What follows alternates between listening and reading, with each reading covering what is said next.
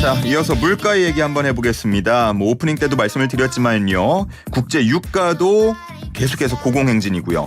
밥상 물가도 심상치가 않습니다. 서민들 부담이 점점 커지고 있죠. 자, 관련 내용 김광석 한양대 겸임교수 전화 연결해서 이야기 들어보겠습니다. 교수님 안녕하십니까? 네, 안녕하세요. 예. 자, 최근에 물가 상황 일단 먼저 어떻게 지켜보고 계신지 전해주시죠. 네, 간단히 첫 문장을 말씀드리면, 예. 물가는 안 잡히고 있다. 물가 안 물가 잡힌다. 상승률은 잡히고 있지만. 잠깐만요. 물가 네. 상승률은 잡히고 있지만 물가는 잡히지 않고 있다. 이게 네. 무슨 말입니까? 그러니까 물가 상승률은 예. 22년 7월 기준으로 6.3%까지 거의 25년 만에 최고치를 기록했었고요. 네. 그 이후에 2%대, 2.3%까지 물가 상승률은 잡히고 있는 모습이에요. 그러니까요. 그런데 물가 상승률은 잡히고 있으니 금리를 추가적으로 인상하거나 하는 의사결정에는 사실 물가 때문에 금리를 올리거나 할 필요가 상대적으로 없어진 거예요. 네. 그런데 우리 서민이 체감하는 그 물가는 잡힌 적이 없다는 거죠. 왜냐하면 작년에 예를 들어서 한 물건의 가격이 10,000원에서 6% 올랐다고 해볼게요. 예. 그러면 그 6% 오른 그 가격에서 또 2% 정도가 오르니까 가격은 계속 오르기만 하는 거예요. 그래. 정리해 본다면 예. 물가는 안 잡히고 있고요. 물가는 더 오르는데 물가 상승률은 떨어지고 있다. 예. 이게 지금 경제의 국면을 보여주고 있습니다. 물가 상승률이 한 2% 정도 되면은 어떻게 보면은 금융당국에서 보는 목표치라고 할 수가 있겠는데 네. 그거는 항상 전년 대비니까 그렇죠. 이미 많이 오른 거에서 또 2%씩 오른다 그러면 서민들의 물가 부담이 커질 수밖에 없는 거고요. 그 상황을 지금 설명을 해 주신 거고. 그렇습니다. 태풍 카눈이 지나갔잖아요. 네. 어떻게 피해가 생각보다 없었다라고 평가하는 곳도 있지만 네. 이거 영향 없겠습니까, 물가에? 당연히 물가 영향이 있습니다. 있습니까? 예. 그런데 우리가 지금 받아들고 있는 이 통계는요. 예. 사실 7월 물가거든요. 7월 물가 한 달 전. 8월 초에 7월 물가가 발표됐었던 거거든요. 예. 근데 역시 8월 지금의 이 태풍이 지나갔기 때문에 9월 초에 발표될 8월 물가 상승률에 이 태풍 카눈의 영향이 반영되겠죠. 네. 아마 농작물, 과수농가 이런 곳들의 피해가 있었기 때문에 분명히 물가에도 영향을 줄 것 같은데 네. 지금 가장 많이 오른 품목들 어떤 게 있습니까? 가장 많이 오른 품목은 역시 7월부터 시작됐었던 폭우가 있었잖아요. 예. 그러다 보니까 농산물 공급량이 크게 위축되겠죠. 농축 수산물, 이 식료품입니다. 예. 대표적인 게 이제 배추라든가 수박이라든가 왜냐하면 풍수의 피해 같은 것들이 있기 때문에 예. 농작물 공급에 큰 제약이 있는 것이고요. 그런데 아무리 공급이 부족하다 하더라도 수요가 줄어들진 않잖아요. 예, 그렇죠. 먹는 것들은. 예, 그런 상황이기 때문에 그렇습니다. 그래서 지금 가장 많이 오르고 있는 품목들은 농축수산물, 특히 채소 가격. 예. 근데 이런 물건이 소위 주부 여러분들 입장에서는 가장 자주 사고 하는 품목들이잖아요. 그럼요.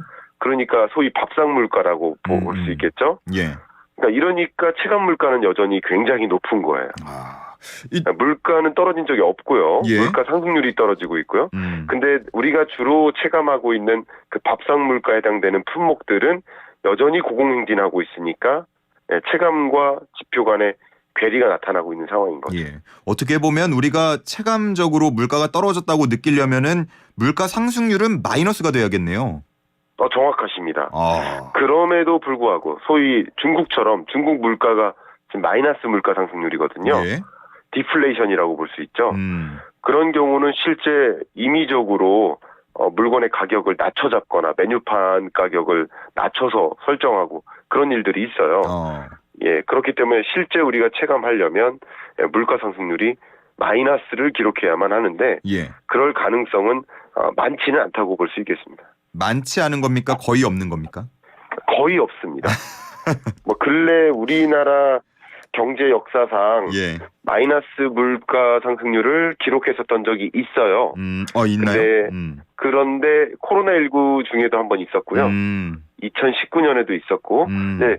근데 마이너스 물가 상승률이라고 해봐야 아주 낮은 물가 상승률. 마이너스를 기록하고 만약에 그게 몇 달 연속되면은 또 가만히 놔두지는 않잖아요. 그렇습니다. 마이너스 물가를 기록하면 그걸 우리는 디플레이션이라고 하고 예. 또 인플레이션도 굉장히 위협적인 건 사실입니다만 디플레이션도 그 나라 경제에 굉장히 위협적입니다. 그러니까 이게 소용돌이라고 표현하거든요. 예. 디플레이션 소용돌이. 그러니까 일본이 그런 격인 거죠. 그럼 이 소용돌이에 빠지면 헤어나올 수가 없다. 그래서 디플레이션 소용돌이라고 표현하는데 예. 정식 경제학 용어입니다. 예, 근데 이렇게 표현하는 것처럼 물가가 떨어지면 또 기업들이 적극적으로 투자하지 않아요. 그럼 신규 투자를 못 해요. 네. 역동성이 떨어지는 거죠. 네. 수요가 줄어들어요. 그러니까 가격이 또 떨어지고. 그러니까 디플레이션에 만약에 처할 우려가 있으면 절대적으로 그것만은 안 된다 하면서 방어에 나서겠죠. 그렇기 때문에 우리가 체감하는 그 물가 자체가 정말 떨어지고 있다. 이런 순간은 제 생각에는 뭐 단기간 안에는 오기 힘들겠다 이렇게 예. 생각을 합니다. 7968님께서 저 복숭아, 수박, 과일들 정말 좋아하는데 요즘 비싸서 못 사 먹겠어요 라고 말씀하고 계십니다. 앞서서 이렇게 밥상 물가가 많이 오르고 있다라고 말씀을 해주셨는데 구체적으로 뭐 몇 퍼센트 혹은 뭐 얼마 뭐 이런 게 나온 게 있습니까? 밥상 물가라고 이제 정해놓은 구체적인 표현은 없습니다. 근데 예를 들어서 배추 같은 경우 160%가 오른다든가. 160%요? 예. 2배 이상? 예, 상추 가격은 몇 퍼센트 오른다든가 그런 개별 품목들의 가격 등락률이 있거든요. 예, 예. 근데 아마도 체감하는 물가는 그런 유독 높게 오른 그런 물건의 가격 상승세를 더 뼈저리게 체감할 가능성이 높겠죠.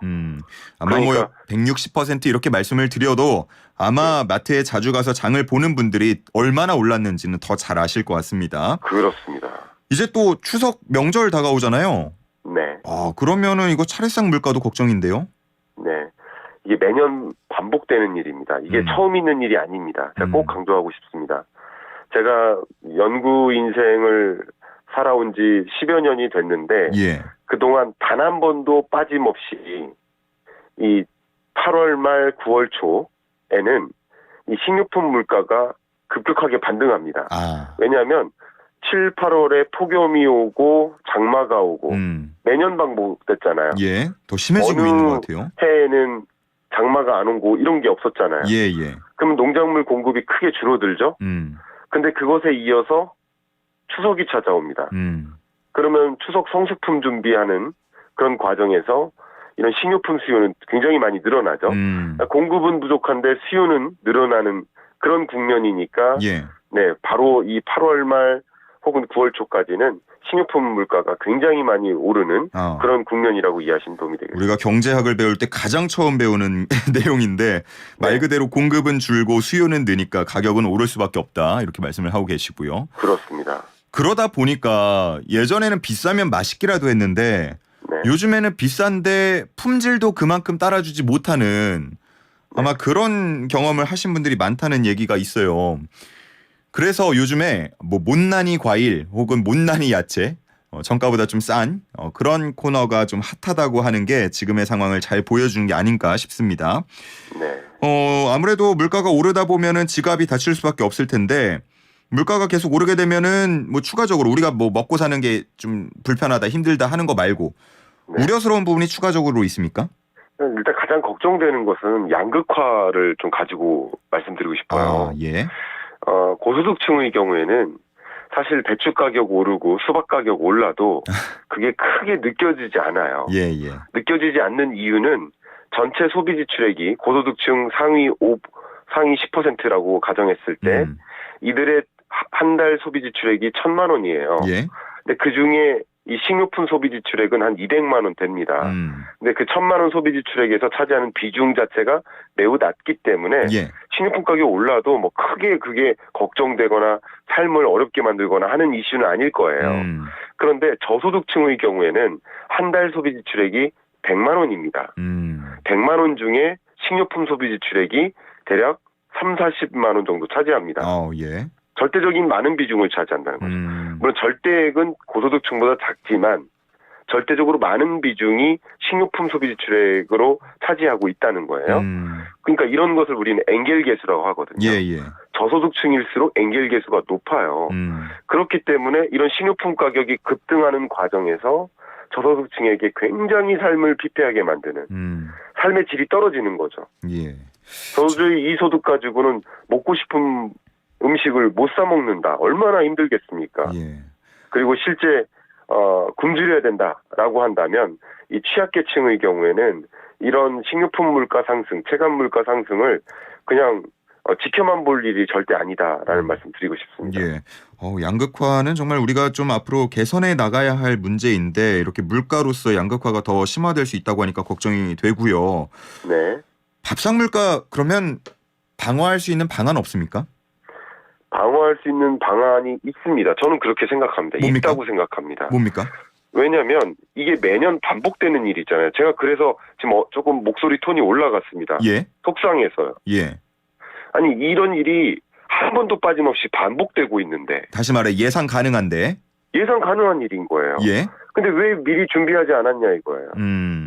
폭염 올 거 알았잖아요. 네. 장마 올 거 알았단 말이에요. 태풍도 매년 여름에 옵니다.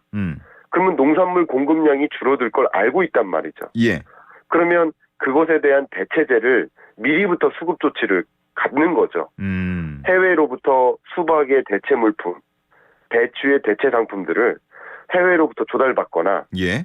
혹은 그런 그 폭염이나 계절적 요인이 악재가 나오기 전에 미리 준비를 한다든가 공급량을. 그러니까 수급 조절을 가능하게 만들 수 있다고 생각해요. 그리고 여러 농가들이 풍수의 피해가 없도록 먼저 선제적으로 조치를 한다든가. 예.